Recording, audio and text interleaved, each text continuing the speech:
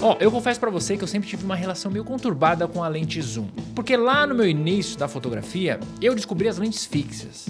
E aí foi amor à primeira vista. Lente fixa, meus amigos, tinha aquele desfoque maravilhoso. Eu lembro até hoje quando eu pluguei a minha primeira 50mm na minha câmera. Foi um negócio assim de encher os olhos. Só que aí o tempo foi passando, você vai amadurecendo, você vai vendo outras coisas. O amor pela lente fixa não diminuiu. Só que o que diminuiu foi a vontade de usar elas, porque era tudo muito mais complicado, né? Eu já falei aqui no canal que tinha que ficar trocando toda hora e isso começou a me cansar. Aí eu comprei uma tal de 24-70-2.8. José, você lembra? Você tava no dia que essa lente chegou aqui, José. Aí, meus amigos, eu peguei a lente, coloquei na câmera e não tirei mais. Aí a lente zoom, ela ganhou pela praticidade. E outra, a gente tá falando de uma 24-70-2.8, a qualidade de imagem também é muito boa. E a linguagem da lente em si também é muito boa. Mas ainda assim, não acho que se equipara a uma 24mm 1.4, por exemplo, uma 50mm 1.2, não se equivalem a ela. Mas em termos de praticidade, não tem como comparar. Mas verdade seja dita, você só vai encontrar a nata da qualidade de imagem em uma zoom padrão quando você vai para o high-end. Eu sei que você ama a sua 18-200, sua 18-135, sua 24-105. Eu sei que você ama ela, mas quando você vai para o high-end do zoom, é um caminho sem volta. Ó, sejamos sinceros aqui. Na lente fixa, desde lá das lentes de entrada, você já consegue ter um bom desempenho, tanto de nitidez, quanto de linguagem, quanto de desfoque. Tá, não é o melhor nos benchmark, mas já é uma linguagem bem interessante. Já indo para as lentes zoom, gente, isso já é reservado mais para o high-end. Por dois fatores. Tem mais, mas eu vou colocar dois fatores que eu considero os principais. E eu vou colocar qualidade de construção e diafragma constante. Isso faz total diferença numa lente zoom. Bom, qualidade de construção em qualquer lente, né? Mas numa lente zoom isso ainda é mais importante, porque tem mais elementos móveis. Toda lente que você pega e sente e sabe que é muito bem construída, você sente mais segurança. Principalmente se você estiver em algum lugar que, sei lá, tá garoando, alguma coisa assim, você nem para de fotografar, você continua. Eu nunca vou esquecer o dia que eu tava fotografando o polo aquático, José. Você lembra desse dia? Você também tava lá, José.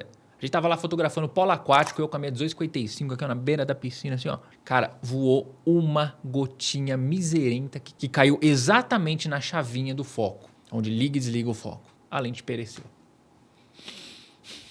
Já o diafragma constante, que normalmente as pessoas não ligam muito para isso no início, né? Você tá lá com a sua 18-200, a 24-105, agora que sai de f4 e vai para 7.1, normalmente você não se atenta a isso. Isso quer dizer o quê, gente? Que na hora que você aplica o zoom, você está mudando a distância focal, a sua lente está ficando mais escura. Isso é literalmente um inferno para quem faz vídeo. Você imagina que você construiu toda a luz para f4, por exemplo, e de repente você aplica um zoom e muda para 7.1, ferrou.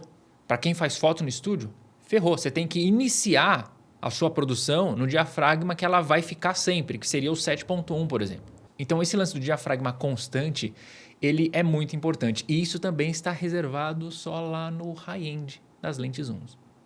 E os fabricantes sabem disso, gente. E eles querem que você compre a mesma lente pelo menos umas 3 vezes. Você provavelmente já passou pela lente de entrada, 18 alguma coisa. Aí você trocou de câmera, aí beleza, aí veio lá a 24-105 f4. Ou a 24-70 f4 também. E de repente, você já, pô, agora eu acho que eu vou pegar uma melhor, você compra a 24-70 2.8. Então você comprou basicamente aí 3 vezes a lente que a distância focal é muito parecida. A única coisa que alterou realmente ali foi a construção, o diafragma constante e no final, ali a lente mais premium que é a 24-70 2.8, vai ter ali o diafragma de 2.8, né? Então a lente mais clara. Para usar na festa, José. A festa. Então a gente pode dividir assim, né? Linha de entrada, linha intermediária, o que não está correto porque não é uma linha intermediária, e a linha mais premium. Podemos dividir assim. E hoje, meus amigos, nós vamos testar uma zoom que está ali no meio do caminho disso que eu acabei de falar para vocês. Ela não é nem o supra-sumo 2.8 e também não é a linha de entrada. Ela está ali, ó. É a F4. Hoje vamos falar da Sony Vario Tessar T FE 1635 F4 ZA-OSS. Meu Deus do céu, o tamanho do nome da lente que os caras colocam. Sony, que é isso, pô? Pelo amor de Deus, coloca aí Sony 1635 f4, tá bom. Mas calma que antes de eu falar dessa lente, deixa eu falar aqui do patrocinador desse vídeo, que é a Haitai, meus amigos. Você já sabe, eu já falei 1000 vezes pra vocês aqui, ó. Quer comprar algum equipamento fotográfico, vai lá na Haitai. A Haitai não é qualquer lojinha não, meus amigos. A Haitai tem mais de 24 anos de mercado. E ela é revenda oficial de Sony, Fuji, DJI, entre outras marcas aí.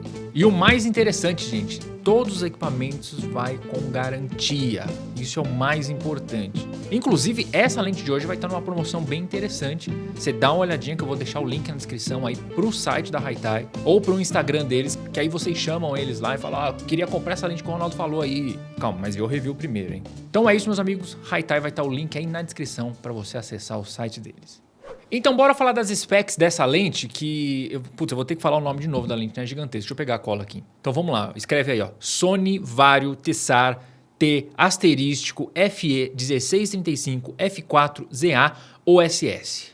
Essa daqui é uma zoom feita para o full frame, que vai lá do super grande angular até o início da normalidade com seus 35mm. Ah, Ronaldo, eu gostei dessa lente, posso usar na minha ZV-10? Claro que pode, mas você tem que saber que vai ter aquele fator de crop. Agora se liga na ótica dessa lente, ela tem 12 elementos em 10 grupos. Tem bastante vidro aqui, né, José? Esse T mais o asterístico, ele é um revestimento que a Zeiss coloca lá, que ela fala que reduz o efeito de reflexo. Sei lá, eles falam. A abertura máxima é de f4 constante, como uma boa lente zoom. Tem que ser constante. E a abertura mínima é de f22. Ela possui 7 lâminas de diafragma, que poderia ter mais, né? Mas tá bom, também não tá ruim não. É que eu tô acostumado com essas lentes fixas de 11 lâminas. Já acostumei, né, José? Nosso padrão tá alto, né, José? Distância mínima de foco de 28 centímetros e aceita filtros de 72 milímetros. É uma lente que eu achei muito bem construída, nada balança, né? Uma lente bem certinha, não é muito grande também, ela pesa ali por volta de 500 gramas. Fica muito bem balanceada e confortável na câmera. E a Sony declara que tem proteção contra a umidade e poeira. Então é aquelas lentes que você consegue confiar. Você joga lá na mochila e vai. Bom, pelas specs dessa lente, é umas specs bem interessantes, né? Ela tem vidro ED, tem coisa de low dispersion, né? Tem aqueles vidros lá frescos lá, você sabe. Essa é uma lente que eu nem posso chamar ela de uma lente intermediária, né? Mas será que ela também pode ser chamada de uma lente premium? Será? Não sei. Calma aí, fanboy da Sony. Pera um pouco. Antes de a gente alçar ela pro panteão do premium, vamos fazer o seguinte. Vamos desligar qualquer tipo de correção via software. Eu quero ver o que o vidro dela entrega, não o que um software pode fazer. Bora iniciar os testes. Então vamos começar com resolução e nitidez. Começando em abertura máxima de f4 em 16mm, você vê que o centro do quadro ele é um centro bem nítido. Indo para as bordas do quadro, ele também é bem nítido e tem resolução, tá? Mas eu já gostei bastante da abertura máxima, já acho que é uma lente que já entrega logo de cara. E quando você fecha um ponto no diafragma, indo ali para f5.6, esse pouco de vinheta desaparece e você ganha um pouquinho mais de nitidez e de resolução também.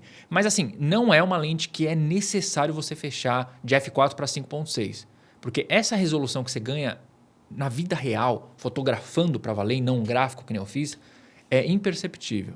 Já indo para 35mm, eu senti uma diferença de qualidade de imagem. Eu percebi que ela já não tem a mesma nitidez e a mesma resolução do que 16mm. Na abertura máxima, claro. Mas também está longe de eu falar que é uma perca que, meu Deus, estragou. Não, ainda continua muito bom, acima de várias outras lentes, até mais caras do que ela. Mas funciona da mesma forma, fechando ali para 5.6, aí sim você atinge o nível de resolução máxima de ponta a ponta. E você deve ter notado que tanto em 16 quanto em 35mm a gente tem distorção. Na minha visão, é uma distorção super aceitável para esse tipo de lente. Essa de 16mm é mais uma distorção de perspectiva por eu estar próximo demais do que realmente ali você vai perceber no seu dia a dia. Em 35mm você tem aquela pincushion, né? Que é uma distorção que vem puxando as bordas aqui, ó. Pra gente aqui assim, ó, tá vendo? As bordas vão fazendo assim, ó, elas vão fechando para dentro. Mas não é nada exagerado não. Para falar a verdade, é bem padrão desse tipo de lente. A gente está falando de lente sem correção via software, meus amigos. Não esqueça disso. Ela é uma lente que ela é muito bem resolvida em relação à aberração cromática. Tem muito pouco na abertura máxima, não é algo que é perceptível no seu dia a dia, você tem que caçar a aberração cromática, você tem que querer achar ela. Aí você consegue achar um pouquinho. Fechando para f5.6 já praticamente não existe mais. Falando rapidamente no desfoque, olha, esse tipo de projeto 1635 f4 não vai ser o primor no desfoque, nem foi projetado para ser o primor no desfoque, mas eu achei o desfoque decente. Não achei um desfoque feio. Agora, claro, para você fazer retrato em 35mm com fundo desfocado, esquece, não vai ficar muito interessante. Cores! Cores é o seguinte, a Sony cara, por padrão, eu já notei que a Sony ela tende a ir para algo mais frio. E as lentes ainda potencializam muito mais isso. Essa lente não é diferente do que a 24-70-2.8 que eu testei da Sony. Mantém esse mesmo padrão de algo meio azulado. Mas as cores têm uma saturação bem interessante, só que você tende a sempre querer esquentar um pouquinho a imagem. E o contraste também é muito bom. Não tive problema em relação ao contraste, de ter que ir lá no slide e falar, putz, fiz essa foto e está faltando contraste. Zero problemas em relação a isso. E nas cores eu não me peguei em nenhum momento tendo que aumentar o slide porque, sei lá, as cores estavam lavadas. A única coisa que eu realmente fazia era esquentar um pouquinho mais a imagem. Quando eu coloco no software, o próprio software, quando eu aplico a correção, ele esquenta em vez de esfriar a imagem. Muitas vezes na Canon, usando lentes da IRIX, que já tende a esquentar um pouquinho mais, quando eu aplico correção, normalmente elas até esfriam um pouquinho mais. É o inverso aí. O respiro de foco você pode imaginar que não é tão interessante, principalmente ali quando a gente está em 35mm, né? Você vê o fundo alterando bastante de tamanho.